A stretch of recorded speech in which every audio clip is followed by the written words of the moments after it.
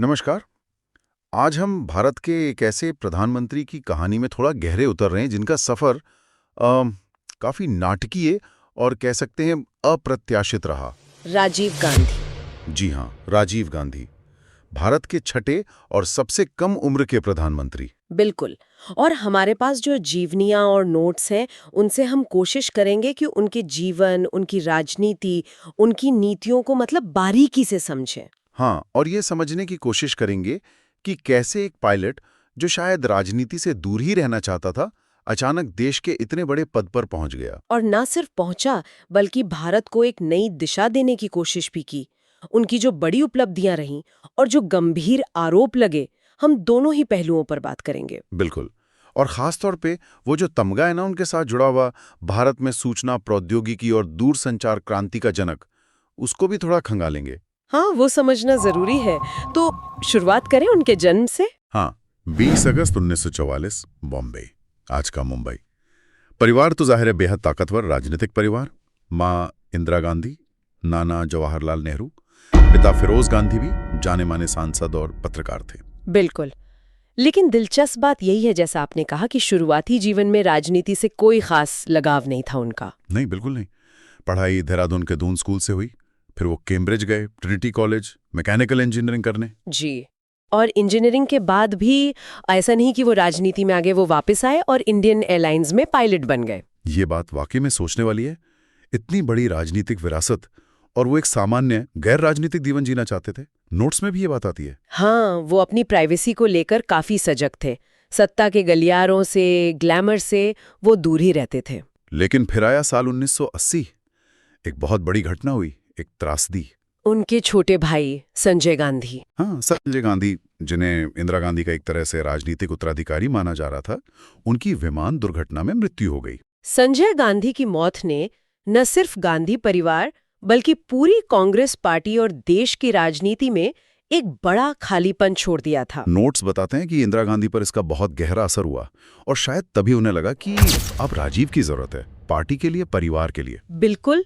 और उन्होंने राजीव पर दबाव डालना शुरू किया कि वो राजनीति में आए। ये फैसला उनके लिए आसान नहीं रहा होगा। अपना पायलट का करियर, अपनी निजी जिंदगी, उसे छोड़कर एक ऐसी दुनिया में आना जिससे वो हमेशा बचते रहे। हाँ, काफी मुश्किल रहा होगा।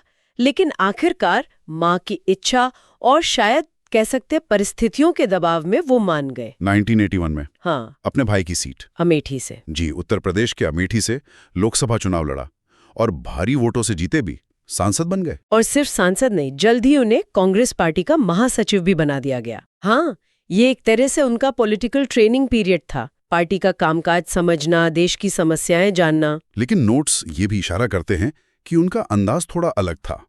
वो शायद तकनीक और मैनेजमेंट के सिद्धांतों को राजनीति में लाना चाहते थे। हाँ, वो पारंपरिक ढर्रे से हटकर सोचते थे। और फिर वो दिन आया, 31 अक्टूबर 1984। भारतीय इतिहास का एक बहुत ही काला दिन। प्रधानमंत्री इंदिरा गांधी की हत्या उनके ही सुरक्षा गार्ड्स ने गोली मार दी। पूरे देश में जैसे एक भूचाल आ गया। शोक, गुस्सा और फिर कई शहरों में भयानक दंगे भड़क उठे, सिख विरोधी दंगे। माहौल बेहद तनावपूर्ण था, अस्थिरता थी, एक अभूतपूर्व संकट। और उसी अराजकता और अनिश्चितता के बीच कांग्रेस पार्टी ने फैसला लिया, राजीव गांधी को अपना नेता चुना। और उसी शाम राष्ट्रपति ज्ञानी जैल सिंह ने उन्हें प्रधानमंत्री पद की शपथ दिलाई। सिर्फ 40 साल की उम्र में भारत के सबसे युवा प्रधानमंत्री। सोचिए जरा, कुछ साल पहले वो हवाई जहाज उड़ा रहे थे और अब अचानक इतने बड़े, इतने जटिल देश की कमान उनके हाथों में थी। एक तरफ मां की हत्या का व्यक्तिगत दुख, दूसरी तरफ देश को दंगों की आग से निकालने की जिम्मेदारी, स्थिरता लाने की चुनौती। नोट्स बताते हैं कि उम्मीदों का बोझ बहुत ज्यादा था। एक युवा चेहरा, एक मॉडर्न चेहरा, उनसे बड़ी अपेक्षाएं थी। बिल्कुल। और उन्होंने आते ही एक आधुनिक भारत का विजन पेश भी किया। चलिए अब थोड़ा उनकी नीतियों और उनके नजरिए पर बात करते हैं, खासकर वो जो टेक्नोलॉजी और आधुनिकीकरण पर उनका जोर था। हाँ, वो तो उनके कार्यकाल की पहचान ही बन गया। ऐसा लगता था जैसे वो भारत को सीधे 21वीं सदी में ले जाना चाहते हैं। कंप्यूटर, उन्होंने कंप्यूटर को सरकारी कामकाज और अर्थव्यवस्था का हिस्सा बनाने पर बहुत जोर दिया। ये वो दौर था जब भारत में कंप्यूटर न के बराबर थे, बहुत महंगे थे और लोगों में डर भी था। हाँ, डर था कि इनसे नौकरियां चली जाएंगी, बेरोजगारी बढ़ेगी। सही कहा। लेकिन राजीव गांधी ने इन शंकाओं को ज्यादा तवज्जो नहीं दी। उन्होंने नीतियां बदली ताकि कंप्यूटर का आयात आसान हो सके। सरकारी दफ्तरों में कंप्यूटर लगने शुरू हुए शायद उनका वो इंजीनियरिंग बैकग्राउंड, और पायलट होने के नाते तकनीक से जो जुड़ाव था शायद उसी वजह से। वो समझ पाए कि भविष्य तो टेक्नोलॉजी का ही है। उन्होंने C. जैसी संस्थाओं को बढ़ावा दिया। Centre for development of telematics. जी, ताकि भारत में ही आधुनिक टेलीकॉम तकनीक विकसित हो सके। और टेलीफोन, वो PCU बूथ याद हैं, गली गली में पीले रंग के बूथ। बिल्कुल, वही तो दूरसंचार क्रांति की शुरुआत थी। सैम पित्रोदा जैसे लोगों को उन्होंने खुली छूट दी। तो ये कहना गलत नहीं होगा कि आज के डिजिटल इंडिया की नींव, हाँ, उसकी पहली ईंटें कह सकते हैं राजीव गांधी के समय में ही रखी गईं, और इसी वजह से उन्हें वो उपाधि मिली, सूचना प्रौद्योगिकी और दूरसंचार क्रांति का जनक। हालांकि नोट्स ये भी कहते हैं कि इसका असर दिखने में वक्त लगा और शुरुआत में फायदा बड़े शहरों और पढ़े लिखे लोगों तक ही रहा। हाँ, जाहिर है बदलाव धीरे धीरे ही आता है। टेक्नोलॉजी के साथ साथ शिक्षा पर भी उनका ध्यान था। 1986 की नई राष्ट्रीय शिक्षा नीति, नेशनल पॉलिसी ऑन एजुकेशन, जी, उसका लक्ष्य था शिक्षा को आज की जरूरतों के हिसाब से बनाना, रोजगार से जोड़ना, क्वालिटी बेहतर करना। उसमें ऑपरेशन ब्लैक बोर्ड जैसा कुछ था ना, स्कूलों में बेसिक सुविधाएं देने के लिए।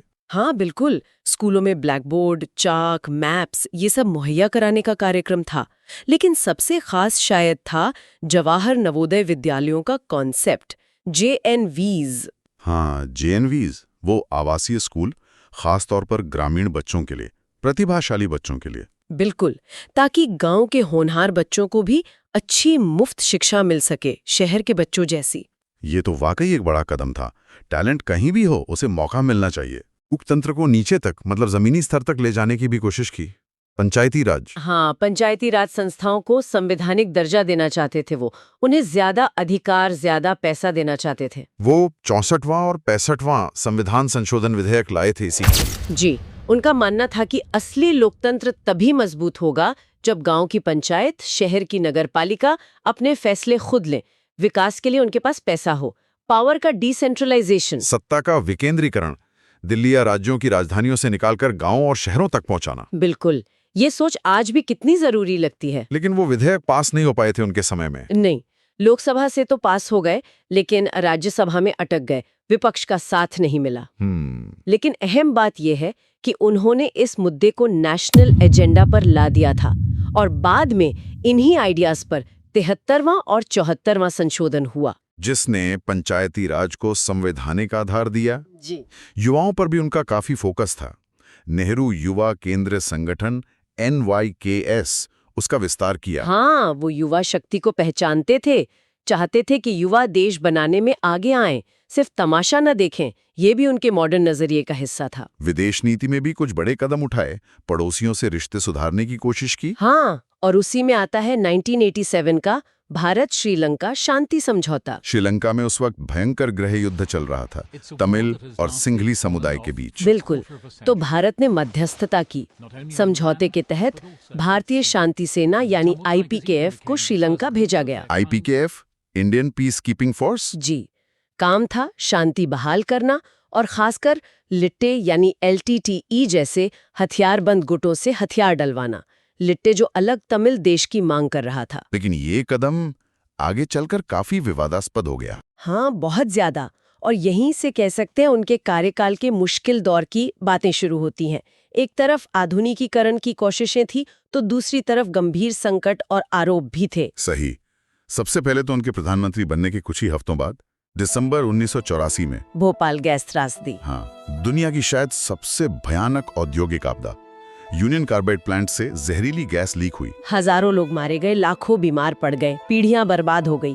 और हालांकि ये घटना उनके पद संभालने से पहले के घटनाक्रम से जुड़ी थी, लेकिन उसके बाद जो राहत, पुनर्वास और न्याय दिलाने की चुनौती थी, वो उनके कार्यकाल पर एक भारी बोझ बनी। सरकार पर आरोप लगे कि पीड़ितों को पर्याप्त मुआवजा नहीं मिला, कंपनी के अधिकारियों को जैसे वॉरेन एंडरसन को देश से जाने दिया गया। हाँ, ये छाया लंबे समय तक रही। और फिर आया 1987 का बोफोर्स घोटाला। बोफोर्स, इसने तो जैसे देश को हिला दिया था। आरोप ये था कि स्वीडन की कंपनी बोफोर्स से तोपें खरीदने के सौदे में करोड़ों की दलाली दी गई है, और उंगलियां सीधे प्रधानमंत्री कार्यालय तक उठी। हाँ, बोफोर्स सिर्फ एक भ्रष्टाचार का मामला नहीं रहा, इसने राजीव गांधी की वो मिस्टर क्लीन वाली छवि उसे तोड़कर रख दिया। यस। वो छवि जिसे उन्होंने अपनी सबसे बड़ी ताकत बताया था राजनीति में आते वक्त। रक्षा सौदे में दलाली के आरोपों ने सरकार की साख पर बड़ा सवाल खड़ा कर दिया। बिल्कुल।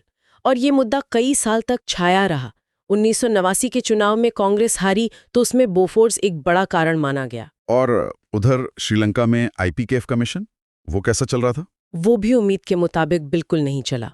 आईपीकेएफ को लिट्टे के साथ एक बहुत मुश्किल खूनी लड़ाई लड़नी पड़ी, जिसके लिए शायद वो पूरी तरह तैयार नहीं थी। भारतीय सेना को भारी नुकसान हुआ, हमारे कई सैनिक शहीद हुए, घायल हुए। हाँ, और मिशन कामयाब भी नहीं हुआ। न श्रीलंका में शांति आई, न ही ये भारत में लोकप्रिय रहा, बल्कि भारत के तमिल समुदाय में भी इससे नाराजगी फैली। भारत श्रीलंका के रिश्ते भी बिगड़े। बिल्कुल।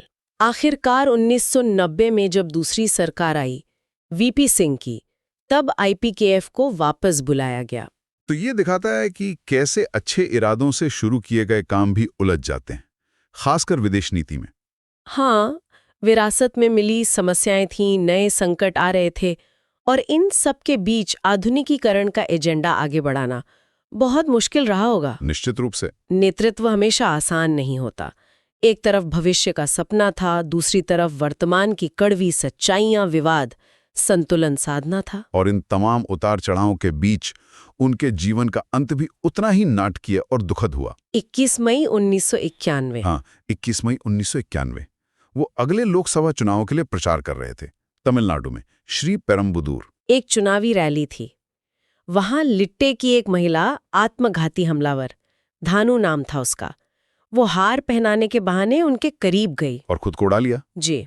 एक भयानक धमाका हुआ, राजीव गांधी और कई और लोगों की मौके पर ही मौत हो गई। ये हमला श्रीलंका में आईपीकेएफ भेजने का बदला लेने के लिए किया गया था। हाँ, लिट्टे ने बदला लिया।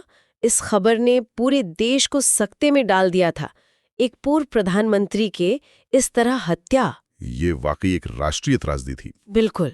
एक ऐसा नेता जिसने भारत को टेक्नोलॉजी के रास्ते पर ले जाने का सपना देखा था, उसका सफर इतनी बेरहमी से खत्म कर दिया गया। उनकी हत्या के बाद देश में सहानुभूति की लहर भी उठी थी। हाँ, बिल्कुल। तो कुल मिला के अगर उनकी विरासत को देखें नोट्स के आधार पर, तो क्या तस्वीर बनती है? देखिए, विरासत तो मिली जुली है, लेकिन कुछ बातें साफ हैं। उन्हें मुख्य रूप से भारत को 21वीं सदी के लिए तैयार करने वाले नेता के तौर पर देखा जाता है। टेक्नोलॉजी, कंप्यूटर, टेलीकॉम, इन चीजों पर उनका जोर, उनके शुरुआती कदमों का असर आज भी दिखता है। हाँ, नई शिक्षा नीति, पंचायती राज की दिशा में कोशिशें, ये भी अहम मानी जाती हैं। उन्हें मरणोपरांत भारत रत्न भी मिला 1991 में ही। जी हाँ, भारत का सर्वोच्च नागरिक सम्मान। और आज भी कई योजनाएं, संस्थान उनके नाम पर हैं। राजीव गांधी ग्रामीण विद्युतीकरण योजना, राजीव गांधी प्रौद्योगिकी विश्वविद्यालय। हाँ, पहले राजीव गांधी खेल रत्न पुरस्कार भी था, अब उसका नाम मेजर ध्यानचंद खेल रत्न पुरस्कार हो गया है। एक और बात जो नोट्स में है, 1984 के चुनाव इंदिरा गांधी की हत्या के तुरंत बाद जो हुए थे। हाँ, उन चुनावों में कांग्रेस को रिकॉर्ड सीटें मिली थीं, 415 लोकसभा सीटें। आज तक किसी पार्टी को इतनी सीटें नहीं मिली। सहानुभूति की लहर थी और राजीव गांधी उस वक्त पार्टी के निर्विवाद नेता थे। सही। तो संक्षेप में अगर दोहराएं, छठे प्रधानमंत्री, जन्म 1944, कार्यकाल 88 से 89, सबसे युवा पीएम, 40 साल के, मृत्यु 91 में, हत्या, भारत रत्न 91 में। मुख्य योगदान, आईटी और टेलीकॉम क्रांति की नींव, नई शिक्षा नीति 86, पंचायती राज सुधार की कोशिश, जवाहर नवोदय विद्यालय। जी, ये सारे बिंदु उनके छोटे लेकिन बेहद घटनापूर्ण राजनीतिक जीवन को दर्शाते हैं। एक ऐसा जीवन जिसमें नियति के अजीब मोड़ थे, बड़ी उम्मीदें थीं, ऊंची वानें थीं और एक बेहद दुखद अंत था। उनकी कहानी ये भी दिखाती है कि कैसे व्यक्तिगत इच्छाओं के ऊपर जाकर जिम्मेदारियां लेनी पड़ती हैं, और कैसे एक नेता के फैसले, सही हों या गलत, देश की दिशा बदल सकते हैं।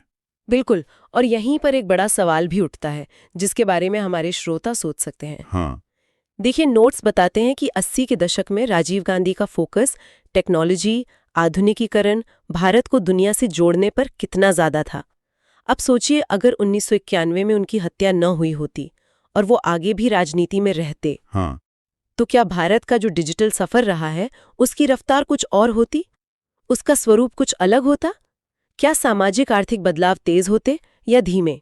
उनकी मौजूदगी से भारत की दिशा कैसे अलग हो सकती थी। ये सोचने वाली बात है। हाँ, क्योंकि उनके शुरुआती विजन का असर तो हम आज भी महसूस करते हैं।